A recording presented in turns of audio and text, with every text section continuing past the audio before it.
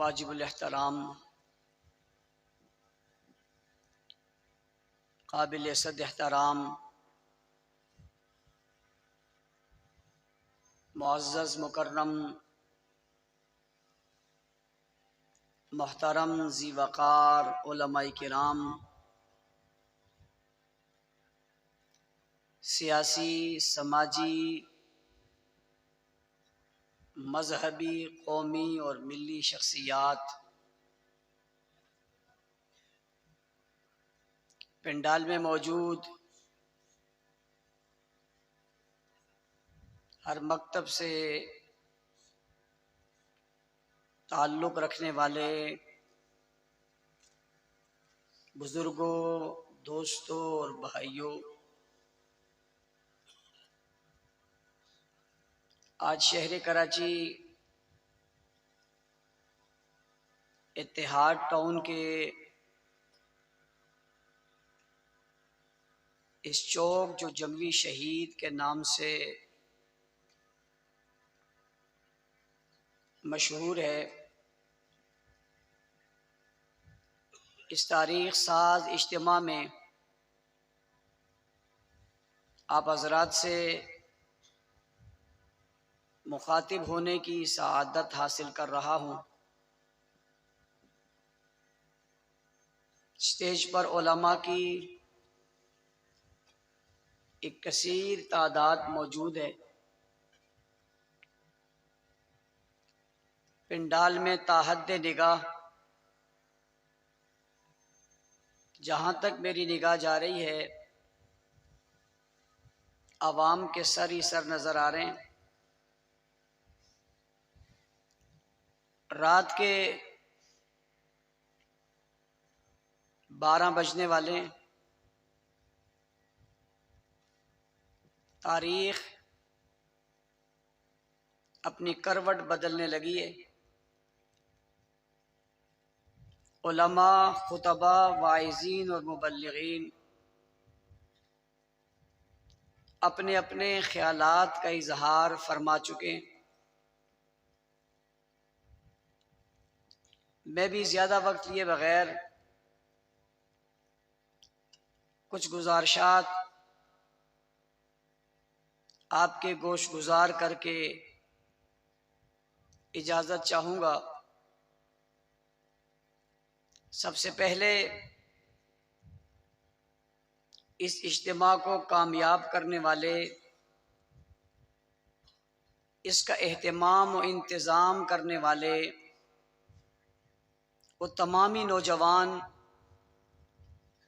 Town کے، ضلع کے، حلقے کے ذمہ داران مبارکباد کے مستحق ہیں، شاباش کے مستحق ہیں۔ انہیں خراج تحسین پیش کرتا ہوں۔ اس گئے گزرے دور میں،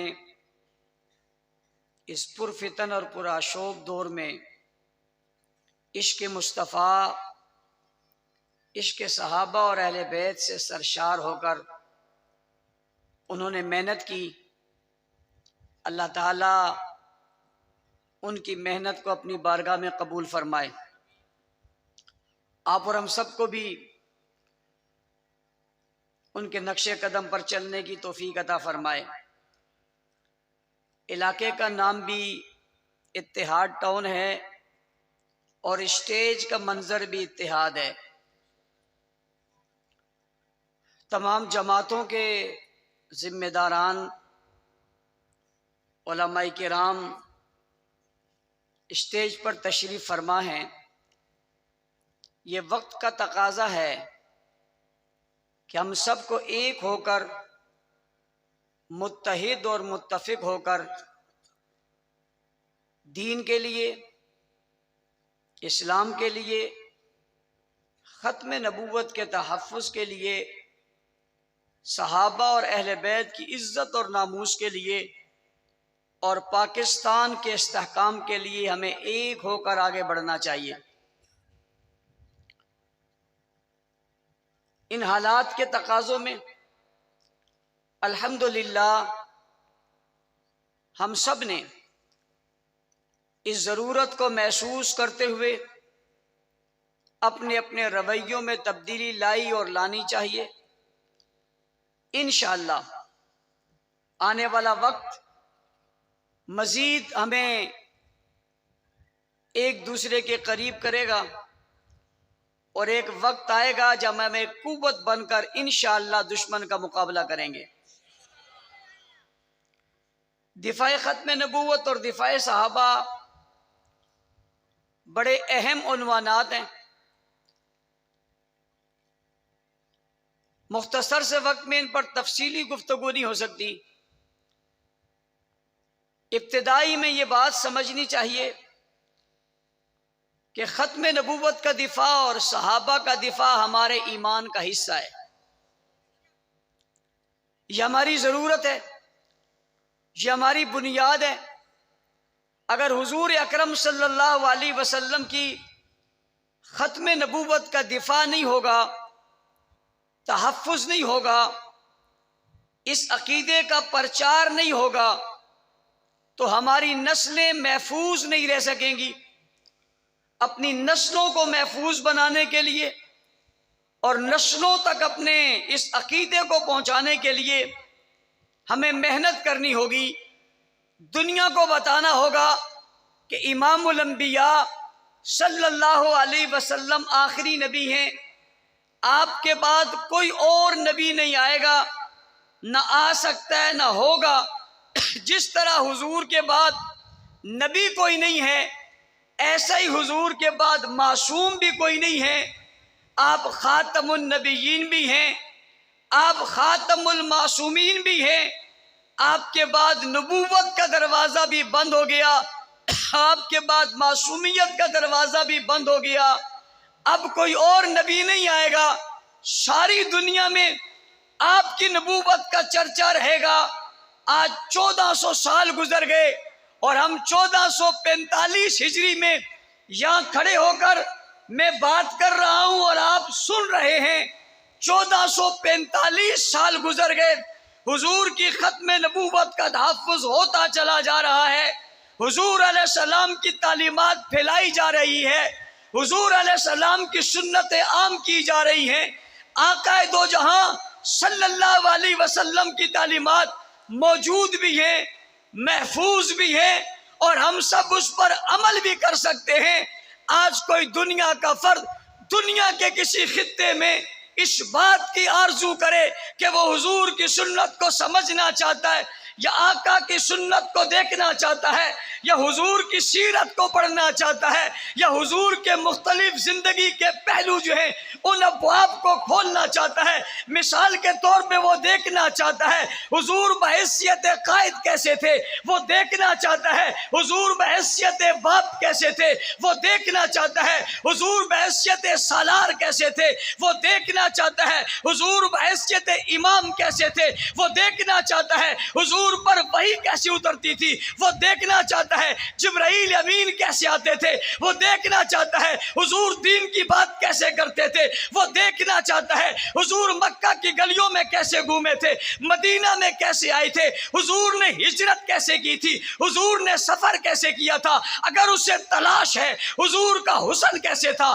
وہ دیکھنا چاہتا ہے، جلال کیسے تھا وہ دیکھنا چاہتا ہے، جمال کیسے تھا وہ دیکھنا چاہتا ہے، نبی کی زندگی کیسی تھی وہ دیکھنا چاہتا ہے، حضور کی سنت کیا ہے وہ پیغمبر کی اداؤں کو دیکھنا چاہتا ہے، نبی کی وفاؤں کو دیکھنا چاہتا ہے، پیغمبر کے پیار کو دیکھنا چاہتا ہے، حضور کی الفت کو دیکھنا چاہتا ہے، یا وہ خاندان رسول معلوم کرنا چاہتا ہے، وہ رسالت مآب کا شہر معلوم کرنا چاہتا ہے، پیغمبر کی ازواج معلوم کرنا چاہتا ہے، نبی کی بنات معلوم کرنا چاہتا ہے، ان کی زندگی معلوم کرنا چاہتا ہے، پیغمبر کی زندگی کے نشیب و فراز کو معلوم کرنا چاہتا ہے، نبی کی رات کی زندگی دیکھنا چاہتا ہے، پیغمبر کی دن کی زندگی دیکھنا چاہتا ہے، آقا کے بیانات دیکھنا چاہتا ہے، حضور کے اشارے دیکھنا چاہتا ہے، آقا میدان جنگ میں دیکھنا چاہتا ہے، آقا کو میدان جنگ میں دیکھنا چاہتا ہے، آقا کو تلوار میں دیکھنا چاہتا ہے، آقا کو تیروں میں دیکھنا چاہتا ہے، آقا کو زرہ پہنے ہوئے دیکھنا چاہتا ہے، پیغمبر کو میدان عمل میں دیکھنا چاہتا ہے، یا حضور کو گھوڑے پر بیٹھا دیکھنا چاہتا ہے، یہ پیغمبر کو بدر کے میدان میں اترا ہوا دیکھنا چاہتا ہے، اسے نبی کا خیمہ معلوم کرنا ہے، اسے پیغمبر کی بستی معلوم کرنی ہے، اسے نبی کا شہر معلوم کرنا ہے، یا پیغمبر کا حرم معلوم کرنا ہے، یا نبی کا گھر معلوم کرنا ہے، یا نبی کا گھرانہ معلوم کرنا ہے، نبی کی بیٹیوں کا ذکر کرنا ہے، یا نبی کے بیٹوں کا ذکر کرنا ہے، آقا کے اقوال کی بات کرنی ہے یا افعال کی بات کرنی ہے، پیغمبر کے بیان کی بات کرنی ہے یا بیانیہ کی بات کرنی ہے، نبوت کے چرچے کی بات کرنی ہے یا نبوت کی عظمت کی بات کرنی ہے، نبوت کے پہلی بات کرنی ہے یا نبوت کے ابتدا کی بات کرنی ہے، حضور کے عروج کی بات کرنی ہے یا حضور کے کمال کی بات کرنی ہے، بابا مکہ کی بات کرنی ہے یا مدینہ کی بات کرنی ہے، بدر کی بات کرنی ہے یا احد کی بات کرنی ہے، خیبر کی بات کرنی ہے یا تبوک کی بات کرنی ہے، یرموک میں آنا ہے یا غزوات میں جانا ہے، نبی کو غصے میں دیکھنا ہے یا پیغمبر کو پیار میں دیکھنا ہے، نبی کو تلوار میں دیکھنا ہے یا نبی کو سجدے میں دیکھنا ہے، قیام میں دیکھنا ہے یا رکوع میں دیکھنا ہے، قعود میں دیکھنا ہے یا سجود میں دیکھنا ہے، نبی کو غصے میں دیکھنا ہے یا نبی کو حکمت میں دیکھنا ہے، تحمل میں دیکھنا ہے، تدبر میں دیکھنا ہے، بلاتے میں دیکھنا ہے یا جاتے میں دیکھنا ہے، نبوت کی آواز سننی ہے یا نبوت کی جھلک دیکھنی ہے، بھائی آنکھ کا ذکر دیکھنا ہے یا چہرے اور رخسار کی بات پڑھنی ہے، لبوں کی بات پڑھنی ہے یا انگلی کے اشارے کی بات کرنی ہے، قدم اٹھنے کی بات کرنی ہے یا پہلو میں سونے کی بات کرنی ہے، پانی پینے کی بات کرنی ہے یا کھانا کھانے کی بات کرنی ہے، عقل میں آنے والی ہر چیز جس کو آپ سوچ سکتے ہیں آپ سوچ کر کہتے ہیں مجھے اپنی سوچ عقل کے مطابق یہ بات معلوم کرنی ہے، نبی کی زندگی کے اس پہلو کو معبود کرنا ہے تو پیغمبر کی زندگی اتنی محفوظ ہے، حضور کی زندگی اتنی مربوط ہے، حضور کی زندگی اتنی منظم ہے، اتنی واضح ہے، اتنی روشن ہے، 1445 سالوں کے بعد دنیا کے جس کونے اور بستی میں رہنے والا بسنے والا فرد پوچھنا چاہتا ہے، سوال کرنا چاہتا ہے، اس کی طرف میں آتا ہے، میں یہ معلوم کرنا چاہتا ہوں، یہ بعید نہیں ہے، یہ مشکل نہیں ہے، یہ دشوار نہیں ہے، جب پوچھنا چاہو گے، جس زمانے میں پوچھنا چاہو گے، جس دور میں پوچھنا چاہو گے، جس گھڑی میں پوچھنا چاہو گے، جس زبان میں پوچھنا چاہو گے، جس خطے میں پوچھنا چاہو گے، جس لہجے میں پوچھنا چاہو گے، جو پوچھو گے وہی تمہیں بتایا جائے گا۔ پوری کائنات میں ایسا کوئی شخص نہیں ملتا جو 1445 سالوں کے بعد بھی تاریخ میں، اوراق میں، قرآن میں، تورات میں، زبور میں، دور میں، زمانوں میں، علاقوں میں، خطوں میں، بستیوں میں، شہروں میں، دیہاتوں میں، کردار میں، گفتار میں، اخلاق میں، اعمال میں، صداقت میں، دیانت میں، عدالت میں، شجاعت میں، عظمت میں، حکومت میں، ریاست میں، قانون میں، آئین میں، دلائل میں اتنا چمکتا ہو جتنے رسول چمکتے ہیں۔ اس لیے دنیا سے کہتے ہیں میرے محبوب کی عزت اور عظمت کو سمجھنے کی کوشش کرو۔ آج تک دنیا کی رانائیوں میں اگر رانائی ہے تو محمد کی رانائی سے یہ رانائی ہے۔ میں وقت کی قلت کے باعث عنوان کے ایک حصے سے دوسرے حصے میں داخل ہو رہا ہوں۔ وقت کو میں نے ملحوظ خاطر رکھا، میں ایک حصے سے دوسرے حصے میں داخل ہونے لگا ہوں۔ اگر میں یہ نہ بتاتا تو آپ کو پتہ ہی نہ چلتا کہ میں دوسرے حصے میں کیسے داخل ہو گیا، لیکن میں نے جان بوجھ کے اس لیے بتایا کہ میں آپ کو بھی اس حصے میں اپنے ساتھ داخل کرنا چاہتا ہوں۔ آپ کو محسوس ہو گیا ہوگا کہ تحفظ ختم نبوت کیوں ضروری ہے، اس لیے کہ یہ ساری رانائیاں تحفظ ختم نبوت کے بغیر ہمیں سمجھ میں نہیں آ سکتی۔ اسے سمجھنے کے لیے حضور کو سمجھنا پڑے گا اور کردار رسول کو سمجھنا پڑے گا، آواز رسول کو سمجھنا پڑے گا، بیانیہ رسول کو سمجھنا پڑے گا۔ ہم رسول اللہ کی زندگی کو سمجھے بغیر معاشرہ نہیں سمجھ سکتے، معیشت نہیں سمجھ سکتے، دین نہیں سمجھ سکتے۔ میں کھلا جملہ کھلے میدان کے اندر واضح طور پہ کہنا چاہتا ہوں، ہم کسی چیز کو سمجھ ہی نہیں سکتے جب تک رسول کو نہ سمجھے. ہمیں کوئی حقیقت سمجھ میں نہیں آ سکتی جب تک حقیقت رسول کو نہ سمجھے. جب ہم رسول اللہ کی حقیقت اور ختم نبوت کو سمجھتے ہیں تب دنیا کی ساری چیزیں ہماری سمجھ میں آتی ہیں. تو ہر چیز کو سمجھنے کے لیے ختم نبوت کو سمجھنا ہوگا، آمنہ کے لال کو سمجھنا ہوگا، عبداللہ کے لخت جگر کو سمجھنا ہوگا، بابا ساقی کوثر، شافع محشر، جانے جہاں، محبوب خدا، محمد مصطفیٰ، احمد مصطفیٰ، خیر الورا، بدر الدجا، شمس الضحیٰ، رحمت للعالمین، شفیع المذنبین، خاتم النبیین، سید الاولین والآخرین، رات العاشقین کو سمجھنا ہوگا. اسے سمجھے بغیر کچھ سمجھ میں نہیں آئے گا. لیکن میں دوسرے حصے میں شامل ہوتے ہوئے پہلا جملہ ہی کہنا چاہتا ہوں، سب کچھ سمجھنے کے لیے حضور کو سمجھنا پڑے گا، اور حضور کو سمجھنے کے لیے صحابہ کو سمجھنا پڑے گا.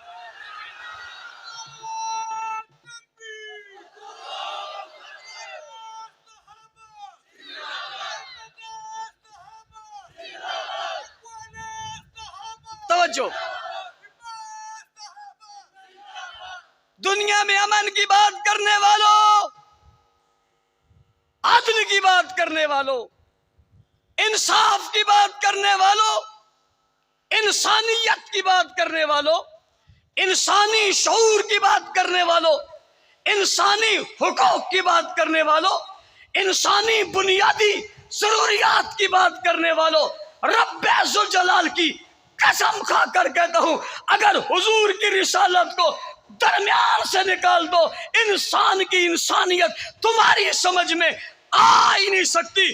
دنیا کو امن ملا ہے یا سکون ملا ہے، عدل ملا ہے یا انسانیت کو شعور ملا ہے، اس کی پشت پر شخصیت نظر آتی ہے، اور اسی کو خاتم النبیین کہا جاتا ہے.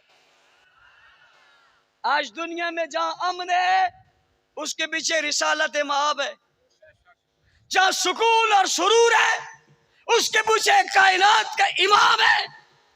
اگر یہ درمیان سے ہٹ جائے کوئی چیز مل سکتی؟ اونچی اور اونچی مل سکتی؟ عدل و انصاف کے ٹھیکیداروں، رسول اللہ صلی اللہ علیہ وسلم کا بغیر میں دنیا میں امن اور انصاف ہے ہی نہیں. اگلی بات، یہ ساری چیزیں حضور کے ذریعے ملی. اور میں ایک جملہ اور اس گفتگو کو تاریخی بنانے کے لیے درمیان میں کہنا چاہتا ہوں.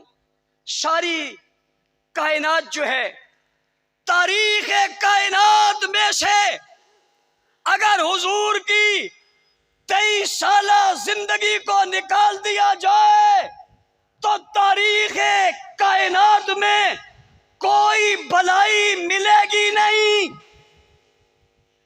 تاریخ کائنات میں سے حضور کی نبوت کے 23 سالوں کو اگر نکال دیا جائے پیچھے کچھ بھی بچتا نہیں ہے، اندھیرا ہی اندھیرا رہ جاتا ہے.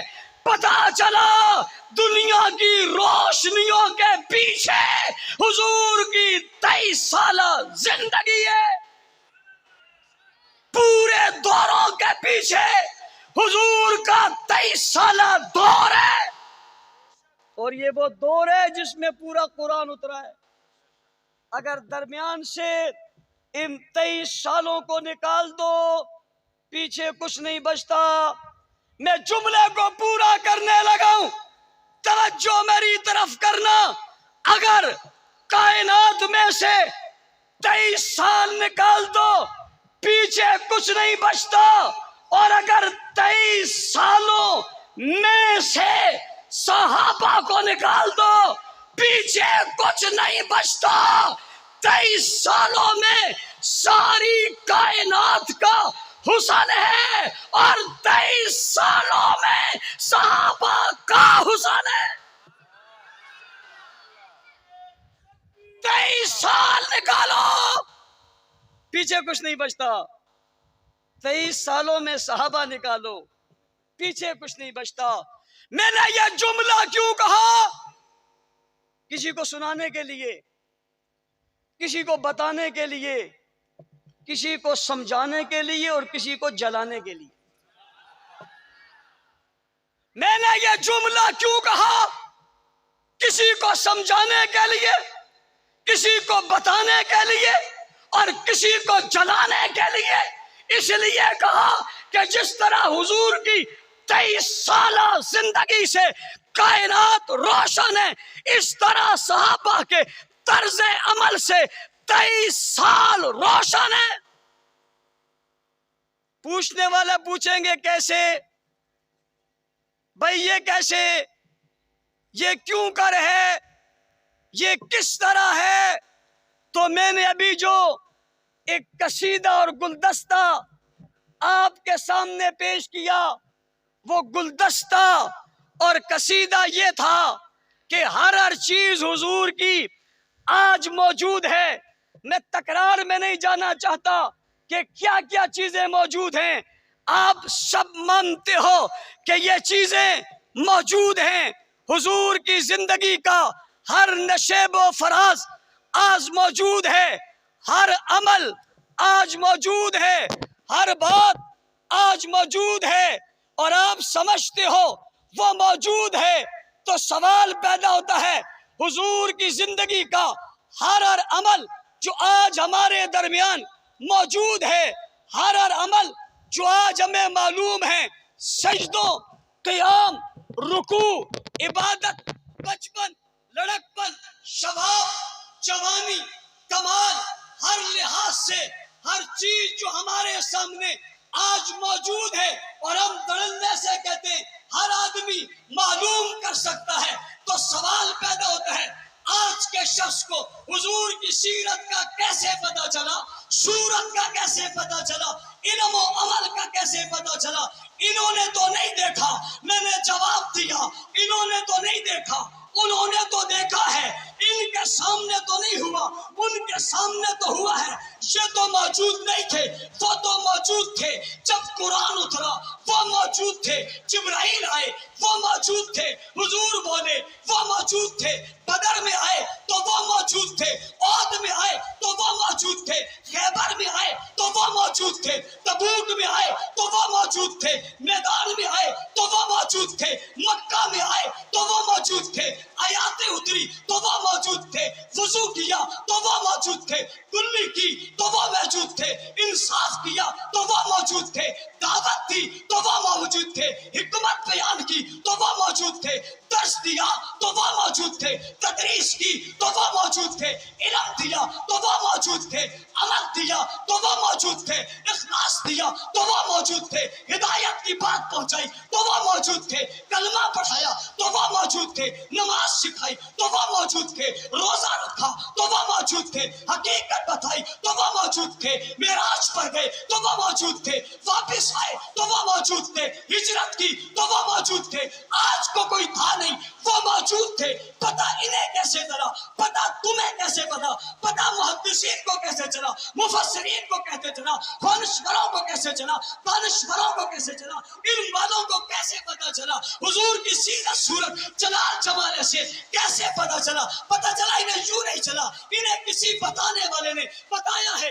سوال پیدا ہوتا ہے یہ کس نے بتایا ہے؟ کہ جنہوں نے دیکھا انہوں نے بتایا ہے، جن کے سامنے ہوا انہوں نے بتایا ہے، جو سسر بنے ہیں انہوں نے بتایا ہے، جو داماد بنے ہیں انہوں نے بتایا ہے، جو نمازی بنے ہیں انہوں نے بتایا ہے، جو غازی بنے ہیں انہوں نے بتایا ہے، جو قاری بنے ہیں انہوں نے بتایا ہے، جو حافظ بنے ہیں انہوں نے بتایا ہے، جو عالم بنے ہیں انہوں نے بتایا ہے، جو نیکوکار بنے ہیں انہوں نے بتایا ہے، جو شبدار بنے ہیں انہوں نے بتایا ہے، جو بدر میں ساتھ تھے خیمہ انہوں نے بتایا ہے، جو احد میں ساتھ تھے تلوار انہوں نے بتائی ہے، جو خیبر میں ساتھ تھے گھوڑا انہوں نے بتایا ہے، جو معراج سے واپسی میں ساتھ تھے عظمت انہوں نے بتائی ہے، جو غار میں ساتھ تھے چہرہ انہوں نے بتایا ہے، جو قریب میں ساتھ تھے زلف انہوں نے بتائی ہے، جو زستر میں ساتھ تھی بدن انہوں نے بتایا ہے، جن کے ساتھ اٹھے تھے اٹھنا انہوں نے بتایا ہے، جن کے ساتھ کھایا تھا کھانا انہوں نے بتایا ہے، جن کے ساتھ پیا تھا